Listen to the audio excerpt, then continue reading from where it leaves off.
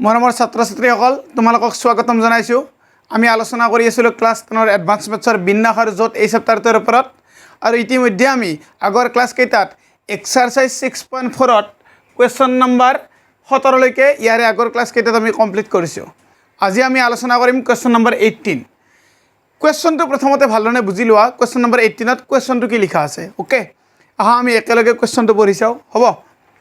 এখন প্ৰশ্ন কাকতত দুটা শাখা আছে। ধৰি লোৱা এখন কুৱেশ্যন পেপাৰ, ইয়াত দুটা শাখা আছে, ছেকশ্যন এ ছেকশ্যন বি, দুটা শাখা আছে।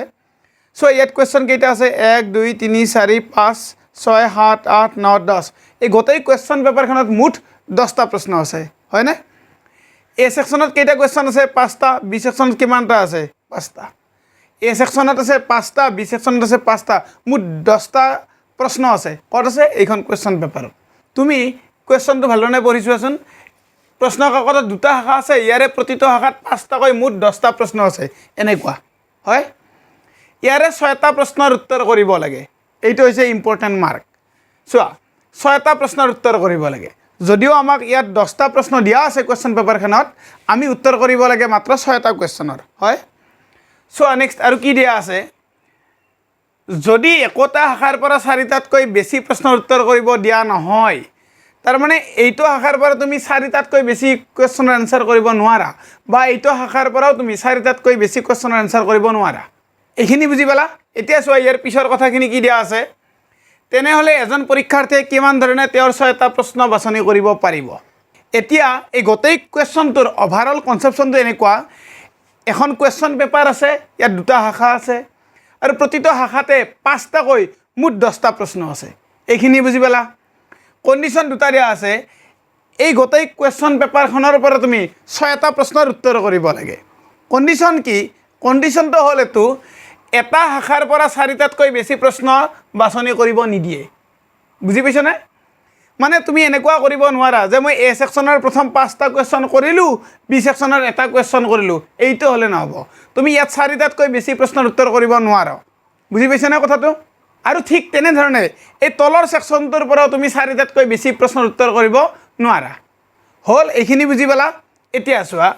যদি এইখিনি কণ্ডিশ্যন দিয়া থাকে যে এটা শাখাৰ পৰা 4টাতকৈ বেছি প্ৰশ্ন তুমি বাছনি কৰিব নোৱাৰা, তেতিয়াহ'লে এ ছেকশ্যনৰ পৰা তুমি 4টা কুৱেশ্যন বাছনি কৰিব পাৰিবা। কিয় জাননে? কাৰণ তোমাক কোৱা আছে 4টাতকৈ বেছি প্ৰশ্ন বাছনি কৰিব নিদিয়ে। গতিকে 4টা কৰিলে কোনো প্ৰব্লেম নাই, কাৰণ 4টাতকৈ বেছিহে নিদিয়ে, হয়নে? আৰু 4টাতকৈ কম কৰিলেও কোনো কথা নাই, কাৰণ 4টাতকৈ বেছিহে নিদিয়ে। এতিয়া চোৱা, এ ছেকশ্যনৰ পৰা আমি 4টা কুৱেশ্যন বাছনি কৰিব পাৰিম। বুজি পালা? কিয় পাৰিম? কাৰণ 4টাতকৈ বেছি নিদিয়ে। গতিকে 4টা কুৱেশ্যন ল'লে কোনো প্ৰব্লেম নাই, হৈ গ'ল।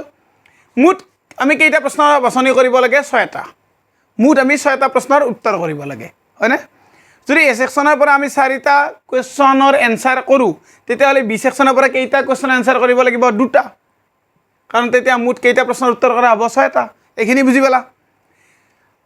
কোনোবা এজন ষ্টুডেণ্টে এনেকৈ নকৰি পেলাই বেলেগ ধৰণেও কৰিব পাৰে। কেনেধৰণে কৰিব পাৰে? ধৰি লোৱা তেওঁ এ ছেকশ্যনৰ 3টা কুৱেশ্যনৰ এনচাৰ কৰিলে আৰু বি ছেকশ্যনৰ 3টা কুৱেশ্যনৰ এনচাৰ কৰিলে, তেতিয়াও কোনো প্ৰব্লেম নাই, তেতিয়াও কণ্ডিশ্যনটো ঠিকে থাকে। কাৰণ কণ্ডিশ্যনত দিয়া আছে যে 4টাতকৈ বেছি প্ৰশ্নৰ উত্তৰ কৰিব নিদিয়ে। তেওঁ 2টা ছেকশ্যনৰ পৰাই 3টা কুৱেশ্যনৰ এনচাৰ কৰিলে, 4টাতকৈ বেছি এনচাৰ কৰা নাই। গতিকে এনেধৰণেও তেওঁ বাছনি কৰিব পাৰে, হৈ গ'ল।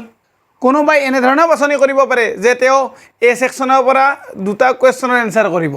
আৰু বি ছেকশ্যনৰ পৰা 4টা কুৱেশ্যনৰ এনচাৰ কৰিব। এনেধৰণেও কৰিব পাৰে। এনেধৰণেও কৰিলেও মুঠ 6টা কুৱেশ্যনৰ এনচাৰ কৰা হ'ব, আৰু তেওঁলোকে দিয়া চৰ্তটো অমান্য কৰা নহ'ব। কাৰণ চৰ্তটো কি দিয়া আছে? 4টাতকৈ বেছি প্ৰশ্ন বাছনি কৰিব নিদিয়ে। গতিকে তেখেতে ইয়াত 4টাতকৈ বেছি প্ৰশ্নৰ উত্তৰ কৰা নাই, এ ছেকশ্যনৰ পৰা 4টাতকৈ বেছি কুৱেশ্যনৰ এনচাৰ কৰা নাই, বি ছেকশ্যনৰ পৰাও 4টাতকৈ বেছি কুৱেশ্যনৰ এনচাৰ কৰা নাই। গতিকে এনেধৰণে কৰিব পাৰে। যদি ষ্টুডেণ্ট এজনে ইচ্ছা কৰি পেলাই এ ছেকশ্যনৰ পৰা এটা কুৱেশ্যন কৰে আৰু বি ছেকশ্যনৰ পৰা 5টা কুৱেশ্যনৰ এনচাৰ কৰে, এনেধৰণে কৰিব পাৰিবনে? এনেধৰণে নোৱাৰে। এনেধৰণে কৰিলে কি হ'ব? তেওঁলোকে দিয়া চৰ্ত অমান্য কৰা হ'ব। কাৰণ চৰ্তটোত কোৱা আছে 4টাতকৈ বেছি প্ৰশ্ন বাছনি কৰিব নিদিয়ে। ইয়াত তেওঁ কেইটা প্ৰশ্ন বাছনি কৰিলে? 5টা। গতিকে এইটো হ'ব নোৱাৰে। গতিকে এইটো আমাৰ বাছনি হ'ব নোৱাৰে। বুজি পালা নহয়? গতিকে আমি এনেধৰণে বাছনি কৰিব লাগিব। মানে হয়তো এনেধৰণে এ ছেকশ্যনৰ পৰা 4টা, বি ছেকশ্যনৰ পৰা 2টা, নতুবাতো এনেধৰণে এ ছেকশ্যনৰ 3টা, বি ছেকশ্যনৰ 3টা, নতুবাতো এনেধৰণে এ ছেকশ্যনৰ 2টা, বি ছেকশ্যনৰ 4টা, হৈ গ'ল। ইয়াতকৈ আৰু বেলেগ ধৰণে বাছনি কৰিব নোৱাৰে এতিয়া চোৱা এ সেকশনত মুঠ কিমানটা কোৱেশ্চন আছে 5টা বি সেকশনত মুঠ কিমানটা কোৱেশ্চন আছে 5টা হৈ গ'ল এতিয়া এ সেকশনৰ পৰা যদি 4টা কোৱেশ্চন আনসাৰ কৰে আৰু বি সেকশনৰ পৰা যদি 2টা কোৱেশ্চন আনসাৰ কৰে তেতিয়াহ'লে তেওঁ কিমান প্ৰকাৰে এ সেকশনৰ পৰা 4টা কোৱেশ্চন আৰু বি সেকশনৰ পৰা 2টা কোৱেশ্চন বাছনি কৰিব পাৰিব এই বাছনিৰ সংখ্যা কিমান হ'ব 5টা কোৱেশ্চনৰ পৰা 4টা কোৱেশ্চন কিমান প্ৰকাৰে বাছনি কৰিব পাৰে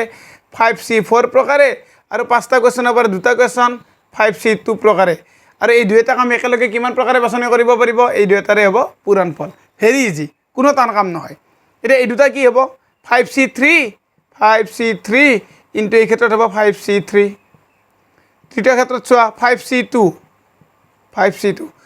চোৱাচোন মই ক'ৰ পৰা লৈ আছোঁ মুঠ কুৱেশ্যন কিমান আছে 5টা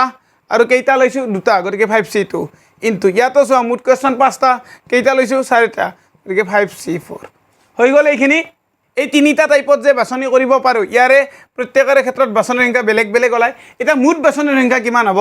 এই তিনিওটা ৰাশিৰে যোগফল হ'ব মানে এইটো ৰাশি আৰু এইটো ৰাশি এই তিনিওটা ৰাশিকে যোগ কৰি দিলে আমি যিটো এনসাৰ পাম সেইটোৱে হ'ব কুৱেশ্যন নম্বৰ 18ৰ এনসাৰ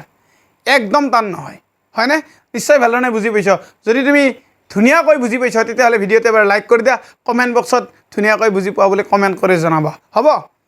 এতিয়া মই তোমাক ভালদৰে বুজাই দি আছোঁ তুমি এই গোটেই কনচেপশ্যনখিনি সলিউশনত থকা কনচেপশ্যনখিনি তুমি সলিউশনত বাক্য আকাৰে কেনেধৰণে উপস্থাপন কৰিব লাগিব ইয়াক তোমাক মই লিখি পেলাই দেখুৱাই দি আছোঁ হ'ব জাষ্ট ৱেট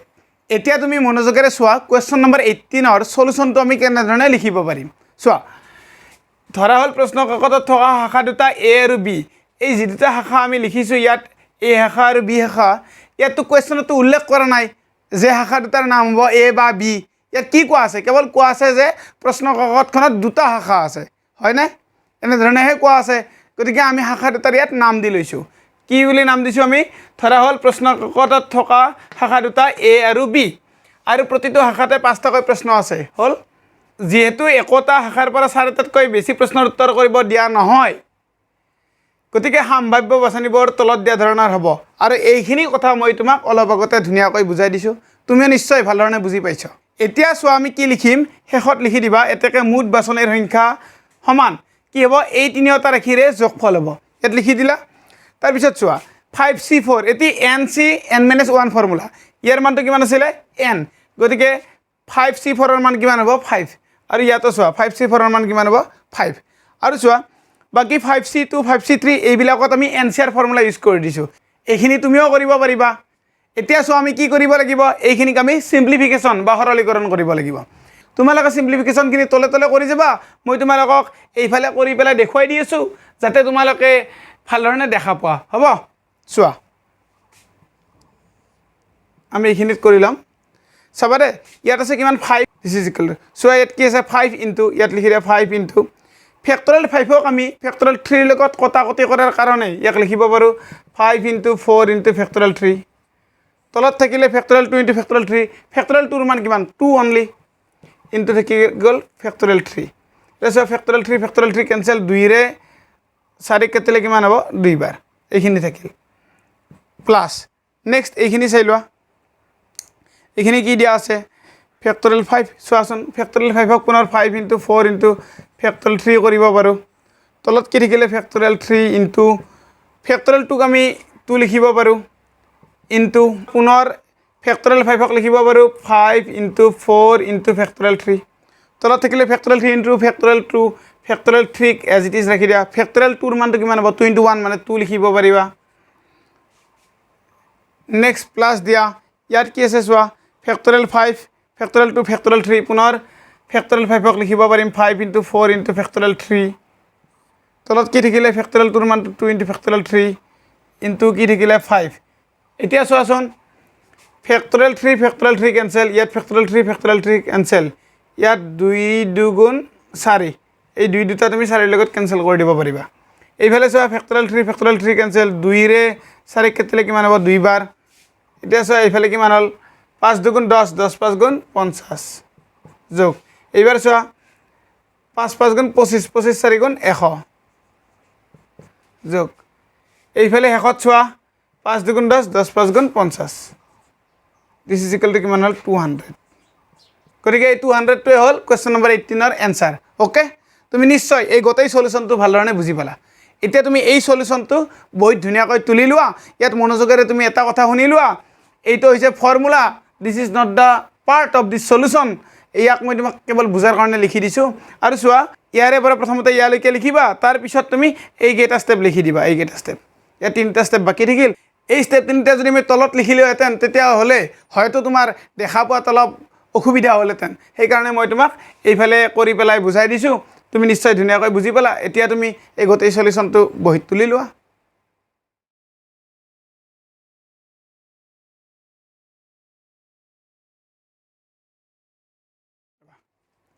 তোমালোকৰ ইতিমধ্যে কুৱেশ্যন নম্বৰ 18 হৈ গ'ল এইবাৰ আহিল কুৱেশ্যন নম্বৰ 19 কুৱেশ্যন নম্বৰ 19 টো চোৱা কুৱেশ্যনত কি দিয়া আছে 19 নম্বৰ কুৱেশ্যন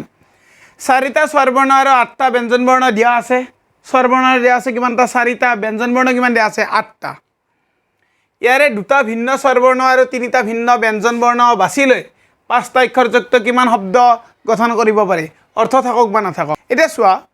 এক সিম্পল কৰি দিছোঁ তোমালোকক স্বৰবৰ্ণ কিমানটা আছে চাৰিটা হল চাৰিটা স্বৰবৰ্ণ আছে ব্যঞ্জন বৰ্ণ কিমানটা আছে আঠটা ব্যঞ্জন বৰ্ণ দিয়া আছে ব্যঞ্জন বৰ্ণ আছে কিমানটা আঠটা ইয়াৰে দুটা ভিন্ন স্বৰবৰ্ণ কিমানটা বাছি ল'ব লাগে দুটা গতিকে স্বৰবৰ্ণ বাছি ল'ব লাগে দুটা আৰু তিনিটা ভিন্ন ব্যঞ্জন বৰ্ণ বাছি লৈ ব্যঞ্জন বৰ্ণ কিমানটা ল'ব লাগে তিনিটা লৈ পেলাই পাঁচটা অক্ষৰযুক্ত কিমান শব্দ গঠন কৰিব পাৰি আমাক সুধিছে হয় এইখিনি বুজি পালা পুনৰ কৈ দিছোঁ চোৱা স্বৰবৰ্ণ দিয়া আছে চাৰিটা স্বৰবৰ্ণ ল'ব লাগে দুটা ব্যঞ্জন বৰ্ণ আছে আঠটা ব্যঞ্জন বৰ্ণ ল'ব লাগে তিনিটা এতিয়া তুমি মোক কোৱা চাৰিটা স্বৰবৰ্ণৰ পৰা দুটা স্বৰবৰ্ণ আমি কিমান প্ৰকাৰে ল'ব পাৰোঁ 4C2 প্ৰকাৰে 4C2 প্ৰকাৰে হয় আৰু চোৱা আঠটা ব্যঞ্জন বৰ্ণৰ পৰা তিনিটা ব্যঞ্জন বৰ্ণ আমি কিমান প্ৰকাৰে ল'ব পাৰোঁ ইয়াৰ আনসাৰটো হ'ব 8C3 প্ৰকাৰে এইখিনি বুজি পালা এতিয়া এই দুয়োটা কাম একেলগে কিমান প্ৰকাৰে কৰিব পাৰি মানে এতিয়া চাৰিটা স্বৰবৰ্ণৰ পৰা দুটা স্বৰবৰ্ণ আৰু আঠটা ব্যঞ্জন বৰ্ণৰ পৰা তিনিটা ব্যঞ্জন বৰ্ণ একেলগে বাছনি কৰিব পাৰি কিমান প্ৰকাৰে এই দুয়োটাৰে পূৰণফল হ'ব এই দুয়োটাৰে পূৰণফল হ'ল বুজি পালা এটা চাৰিটা স্বৰবৰ্ণৰ পৰা দুটা স্বৰবৰ্ণ আৰু আঠটা ব্যঞ্জন বৰ্ণৰ পৰা তিনিটা ব্যঞ্জন বৰ্ণ ল'লে মুঠ অক্ষৰ কিমানটা লোৱা হ'ল তোমাৰ মুঠ অক্ষৰ তোমাৰ কিমানটা লোৱা হ'ল পাঁচটা দুটা স্বৰবৰ্ণ আৰু তিনিটা ব্যঞ্জন বৰ্ণ মুঠ অক্ষৰ কিমান হ'ল মুঠ অক্ষৰ হ'ল পাঁচটা মুঠ অক্ষৰ কিমানটা হ'ল পাঁচটা আৰু এনেকুৱা পাঁচটা অক্ষৰযুক্ত তুমি কিমানটা গোট পালা গোট বা জোট ইমানটা কাৰণ কিয় কাৰণ চাৰিটা স্বৰবৰ্ণৰ পৰা তুমি দুটা স্বৰবৰ্ণ লৈছিলা আৰু আঠটা ব্যঞ্জন বৰ্ণৰ পৰা তুমি তিনিটা ব্যঞ্জন বৰ্ণ লৈছিলা মুঠ কিমানটা অক্ষৰ লৈছিলা পাঁচটা এই পাঁচটা অক্ষৰ কিমান প্ৰকাৰে ল'ব পাৰি যেহেতু এই দুয়োটা কাৰ্য একেলগে সম্পাদন কৰিলেহে পাঁচটা অক্ষৰ পোৱা যায় মানে চাৰিটা স্বৰবৰ্ণৰ পৰা দুটা স্বৰবৰ্ণ ল'ব লাগিব আৰু আঠটা ব্যঞ্জন বৰ্ণৰ পৰা তিনিটা ব্যঞ্জন বৰ্ণ ল'ব লাগিব এই দুয়োটা কাম একেলগে কৰিলে পাঁচটা অক্ষৰ পোৱা যাব এই পাঁচটা অক্ষৰ কিমান প্ৰকাৰে পাব পাৰো তাৰ আনসাৰটো হ'ল এই দুয়োটাৰে পূৰণফল মানে 4C2 × 8C3 প্ৰকাৰে হৈ গ'ল মানে ইমানটা গোট হ'ব ক'ৰ পৰা পোৱা গোট চাৰিটা স্বৰবৰ্ণৰ পৰা দুটা স্বৰবৰ্ণ লৈ আৰু আঠটা ব্যঞ্জন বৰ্ণৰ পৰা তিনিটা ব্যঞ্জন বৰ্ণ একেলগে লৈ পেলাই এই পাঁচটা অক্ষৰযুক্ত গোট পোৱা যাব কিমানটা গোট পোৱা যাব ইমানটা বুজি পালা নহয় মানে অৰ্থাৎ ইমানটা গোট আছে ইমানটা কি আছে গোট আছে আৰু প্ৰতিটো গোটতে পাঁচটা অক্ষৰ আছে এইখিনি বুজি পালা ইয়ালৈকে তোমাৰ কিবা ডাউট আছে নিশ্চয় তোমাৰ কোনো ডাউট নাই মই এবাৰ তোমাক একেবাৰে সিম্পলকৈ বুজাই দিছোঁ চোৱা চাৰিটা স্বৰবৰ্ণৰ পৰা দুটা স্বৰবৰ্ণ ল'ব লাগে তাক ল'ব পৰা যায় 4C2 প্ৰকাৰে আঠটা ব্যঞ্জন বৰ্ণৰ পৰা তিনিটা ব্যঞ্জন বৰ্ণ ল'ব লাগে তাক ল'ব পৰা যায় 8C3 প্ৰকাৰে আৰু এই দুয়োটা কাম একেলগে কৰিব পাৰি মানে দুটা স্বৰবৰ্ণ আৰু তিনিটা ব্যঞ্জন বৰ্ণ একেলগে ল'ব পাৰি কিমান প্ৰকাৰে এই দুয়োটাৰ পূৰণফল যিমান হ'ব ইমানে মানে ইমান প্ৰকাৰে মানে এনেকুৱা প্ৰতিটো গোটত কেইটা অক্ষৰ থাকিব পাঁচটা অক্ষৰ কেনেকুৱা অক্ষৰ দুটা স্বৰবৰ্ণ আৰু তিনিটা ব্যঞ্জন বৰ্ণ এইখিনি বুজি পালা সেইকাৰণে ইয়াত লিখি দিয়া হৈছে অৰ্থাৎ ইমানটা গোট আছে আৰু প্ৰতিটো গোটত পাঁচটা অক্ষৰ আছে হ'ল এইখিনি বুজি পালা নহয় এতিয়া চোৱা এটা চাবা দে ইমানটা গোট আছে ইয়াৰে এটা গোট লোৱা হ'ল ইমানটা যে গোট আছিলে এই যে দিয়া আছিলে 4C2 × 8C3 4C2 × 8C3 ইমানটা যে গোট আছিলে এই গোটৰ ধৰি লোৱা এটা গোট লোৱা হ'ল আৰু ইয়াত পাঁচটা অক্ষৰ আছে হয় না কথাটো ইমানটা গোট আছে ইমানটা গোটৰ ভিতৰত আমি যদি এটা গোট লওঁ ইমান মানে কিমান হ'ব ইয়াক সিম্পলিফাই কৰিলে যিটো মান পাবা সিমান হ'ব যি কি নহওক বাৰু ইয়াৰ কিবা এটা সংখ্যা ওলাব আৰু এই যিমানে নহওক কিয় ইমানটা গোটৰ পৰা মাত্ৰ এটা গোট তুমি লোৱা সেই এটা গোট ল'লে সেই এটা গোটত কিমানটা অক্ষৰ আছে 5টা কাৰণ ইমানটা গোট 5টা অক্ষৰযুক্ত বুজি পালা নহয় চোৱা ইয়াৰে পৰা এটা গোট লোৱা হ'ল ইয়াত 5টা অক্ষৰ আছে হ'ল তুমি যিকোনো এটা গোট ল'লা তাত 5টা অক্ষৰ আছে এতিয়া তুমি মোক কোৱা সেই 5টা অক্ষৰেৰে তুমি কিমান শব্দ গঠন কৰিব পাৰিবা ইয়াৰ আনসাৰটো কিমান হ'ব ইয়াৰ আনসাৰটো হ'ব ফেক্টৰিয়েল 5টা ইয়াৰ আনসাৰটো কিমান হ'ব ফেক্টৰিয়েল 5টা কিয় কাৰণ এনটা বস্তু এনটা স্থানত ফেক্টৰিয়েল এন প্ৰকাৰে সজাব পাৰি আমি যেতিয়া বিন্যাস আলোচনা কৰিছিলোঁ তেতিয়া তোমালোকক মই পুৰা ডিটেইলছ বুজাই দিছিলোঁ যিকি নহওক তুমি নিশ্চয় গম পাইছা যে 5টা অক্ষৰ 5টা স্থানত কিমান প্ৰকাৰে সজাব পাৰি ফেক্টৰিয়েল 5 প্ৰকাৰে আৰু সেই কাৰণে 5টা অক্ষৰৰ পৰা কিমান শব্দ গঠন কৰিব পাৰি ফেক্টৰিয়েল 5টা চোৱা 5টা অক্ষৰেৰে কিমান শব্দ গঠন কৰিব পাৰি ইয়াৰ আনসাৰটো কিমান হ'ব ফেক্টৰিয়েল 5টা হ'ল এইখিনিলৈকে বুজি পালা এতিয়ালৈকে তুমি দুটা তথ্য পালা এটা হ'ল 5টা অক্ষৰযুক্ত মুঠ গোট আছে ইমানটা হৈ গ'ল আৰু ইয়াৰে পৰা এটা গোট ল'লে তাত 5টা অক্ষৰ থাকে আৰু সেই 5টা অক্ষৰৰ পৰা কিমান শব্দ গঠন কৰিব পাৰি ফেক্টৰিয়েল 5টা এইখিনি তুমি নিশ্চয় বুজি পালা আৰু এনেকুৱা মুঠ গোট আছে ইমানটা এতিয়া তুমি মোক এটা প্ৰশ্নৰ উত্তৰ দিয়া ধৰি লোৱা এটা কলমৰ পেকেটত 5টা কলম আছে আৰু এনেকুৱা যদি 10টা পেকেট থাকে তেতিয়াহ'লে মুঠ কলমৰ সংখ্যা কিমান হ'ব কিমানটা 50টা কাৰণ এটা কলমৰ পেকেটত আছে 5টা কলম আৰু এনেকুৱা 10টা পেকেট আছে গতিকে মুঠ কলমৰ সংখ্যা কিমানটা 50টা ঠিক একেদৰে ইয়াত মুঠ গোট কিমান আছে ইমানটা আৰু ইয়াৰে এটা গোটত থকা অক্ষৰেৰে ফেক্টৰিয়েল 5টা শব্দ গঠন কৰিব পাৰি গতিকে ইমানটা গোটৰ পৰা কিমান শব্দ পোৱা যাব ইমান পূৰণ ফেক্টৰিয়েল 5 বুজি পালা নহয় সেই কাৰণে চোৱা ইয়াত লিখি দিয়া হৈছে যে এটা গোটৰ পৰা গঠন কৰিব পৰা শব্দৰ সংখ্যা কিমানটা ফেক্টৰিয়েল 5টা আৰু মুঠ গোট ইমানটা আছে গতিকে ইমানটা গোটৰ পৰা গঠন কৰিব পৰা শব্দৰ সংখ্যা কিমান হ'ব ইমানৰ লগত ফেক্টৰিয়েল 5টো পূৰণ হৈ যাব আৰু ইয়াক সিম্পলিফাই কৰিলে যিটো এনসাৰ পোৱা যাব সেইটোৱে হ'ব কোৱেশ্চন নম্বৰ 19ৰ এনসাৰ তুমি মনোযোগেৰে শিকি লোৱা এই কুৱেশ্যনৰ সলিউশনটো বিন্যাস আৰু জোঁটৰ সংমিশ্ৰণ that means the solution of this question is combination of combination and permutation আৰু গেটিং মাই পইণ্ট যি কি নহওক তুমি বুজি পাইছ যে ইয়াত বিন্যাস আৰু জোঁট দুয়োটাই ব্যৱহাৰ হৈছে কেনেধৰণে চাবা 4টা স্বৰবৰ্ণৰ পৰা 2টা স্বৰবৰ্ণ আৰু 8টা ব্যঞ্জন বৰ্ণৰ পৰা 3টা ব্যঞ্জন বৰ্ণ একেলগে লৈ গঠন কৰিব পৰা মুঠ গোট বা জোঁট হৈ গ'ল আৰু চোৱা এটা গোটত 5টা অক্ষৰ আছে সেই 5টা অক্ষৰ নিজৰ মাজতে কিমান প্ৰকাৰে সজাব পাৰি ফেক্টৰিয়েল 5 প্ৰকাৰে এইটো হ'ল বিন্যাস এইটো হ'ল গোট বা জোঁট আৰু এইটো হ'ল বিন্যাস আৰু এনসাৰত কি থাকিল জোঁটো থাকিল বিন্যাসো থাকিল আৰু জোঁট আৰু বিন্যাসৰ পূৰণ ফল হৈ গ'ল বুজি পালা নহয় এই কুৱেশ্যন নম্বৰ 19 টো very very important question because this is combination of combination and permutation যি কি নহওক এতিয়া এই গোটেই কনচেপ্টশ্যনখিনি তুমি নিশ্চয় ভালধৰণে বুজি পালা এইবাৰ মই তোমাক পৰীক্ষাত সলিউশন আকাৰে তুমি এই গোটেইখিনি কথা কেনেধৰণে উপস্থাপন কৰিব লাগিব ইয়াক মই ভালধৰণে বুজাই দি আছোঁ হ'ব এতিয়া তুমি বুজি লোৱা এই কুৱেশ্যন নম্বৰ 19 ৰ সলিউশনটো আমি কেনেধৰণে লিখিম পৰীক্ষাত আৰু চোৱা মই তোমাক অলপ আগতে যিখিনি কথা বুজাই দিছিলোঁ সেই গোটেইখিনি কথাক একেবাৰে কম শব্দৰ ভিতৰত আমি সলিউশনত লিখিবলৈ যত্ন কৰিম যাতে পৰীক্ষাত সময় সেভ হৈ যায় হ'ব চোৱা 4টা স্বৰবৰ্ণ আৰু 8টা ব্যঞ্জন বৰ্ণৰ পৰা ক্ৰমে 2টা ভিন্ন স্বৰবৰ্ণ আৰু 3টা ভিন্ন ব্যঞ্জন বৰ্ণ লৈ গঠন কৰিব পৰা 5টা অক্ষৰযুক্ত মুঠ শব্দৰ সংখ্যা ডাইৰেক্ট এই লাইনটো লিখি দিলে তোমাৰ হৈ গ'ল আৰু বিশেষ একো কৰিব লগা নাই এতিয়া চোৱা ডাইৰেক্ট কেনেধৰণে কৰিব পৰা যায় 4টা স্বৰবৰ্ণৰ পৰা 2টা স্বৰবৰ্ণ ল'ব লাগে কিমান প্ৰকাৰে 4c2 প্ৰকাৰে ইনটু 8টা ব্যঞ্জন বৰ্ণৰ পৰা 3টা ব্যঞ্জন বৰ্ণ কিমান প্ৰকাৰে ল'ব পৰা যায় 8c3 প্ৰকাৰে হৈ গ'ল আৰু আমি কি গঠন কৰিব লাগে শব্দ গঠন কৰিব লাগে শব্দ গঠন কৰিব লাগিলে এইটো কিহৰ অংক হৈ যায় বিন্যাসৰ অংক হৈ যায় ইমানটা গোট পোৱা গ'ল আৰু চোৱা 5টা অক্ষৰযুক্ত মুঠ শব্দৰ সংখ্যা যেহেতু 5টা অক্ষৰযুক্ত শব্দ গতিকে 5টা অক্ষৰেৰে আমি কিমান শব্দ গঠন কৰিব পাৰোঁ ফেক্টৰিয়েল 5টা গতিকে ইমানটা গোটত প্ৰত্যেকতে 5টা অক্ষৰ আছে গতিকে আমি কিমান শব্দ গঠন কৰিব পাৰিম ইয়াৰে লগত ইনটু ফেক্টৰিয়েল 5 কৰি দিলে হ'ল আৰু এই গোটেইখিনি কথা তোমাক অলপ আগতে মই বিস্তৃতভাৱে বৰ্ণনা কৰি পেলাই দেখুৱাই দিছোঁ তুমি এক্সামত এইবিলাক বৰ্ণনা কৰিব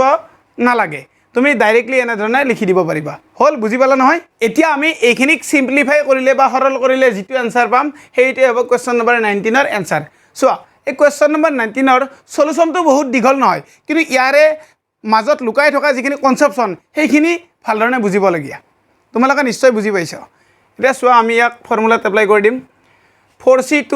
ফেক্টৰিয়েল 4 হ'ব ফেক্টৰিয়েল 2 হ'ব ইয়াত কি হ'ব ফেক্টৰিয়েল 2 ইনটু ইয়াত কি হ'ব চোৱা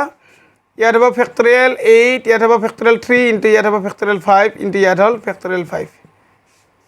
এতিয়া চাবা দে ফেক্টৰিয়েল 5 কেনসেল বাকি চোৱা আমি কি কৰিব পাৰোঁ ইয়াত চোৱা ফেক্টৰিয়েল 4ক আমি লিখিব পাৰোঁ 4 × ফেক্টৰিয়েল 3 ফেক্টৰিয়েল 2ৰ মান হ'ল 2 ইয়াত ফেক্টৰিয়েল 2ৰ মান কিমান আছে 2 ইয়াত তলত কিমান আছে ফেক্টৰিয়েল 3 ওপৰত কিমান আছে ফেক্টৰিয়েল 8 হৈ গ'ল এইখিনি বুজি পালা নহয় ফেক্টৰিয়েল 4 4 × ফেক্টৰিয়েল 3 কৰি ভাঙি দিয়া হ'ল ফেক্টৰিয়েল 8 এজ ইট ইজ ৰখা হ'ল ফেক্টৰিয়েল 3 একেই আছে ফেক্টৰিয়েল 2ৰ মান কিমান 2 ফেক্টৰিয়েল 2ৰ মান কিমান 2 এটা চোৱা ফেক্টৰিয়েল 3 কেনসেল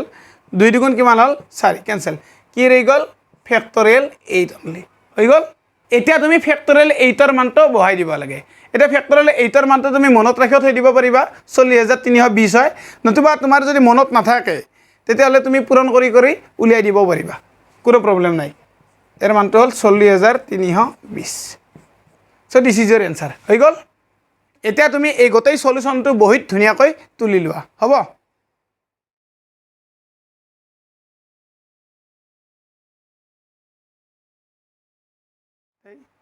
তুমি আজিৰ এই ক্লাছৰ জৰিয়তে এক্সাৰসাইজ 6.4 ৰ কোৱেশ্চন নম্বৰ 18 আৰু 19 এই দুটা কোৱেশ্চনৰ সলিউশন দুটা তুমি নিশ্চয় ভাল ধৰণে বুজি পালা আমাৰ লগত সংযুক্ত হৈ মনোযোগেৰে এনে ধৰণে শিকি থকাৰ কাৰণে অন্তৰৰ পৰা তোমাক বহুত বহুত ধন্যবাদ তোমাৰ উজ্জ্বল ভৱিষ্যত কামনা কৰিলো please keep learning will meet in the next class till then good bye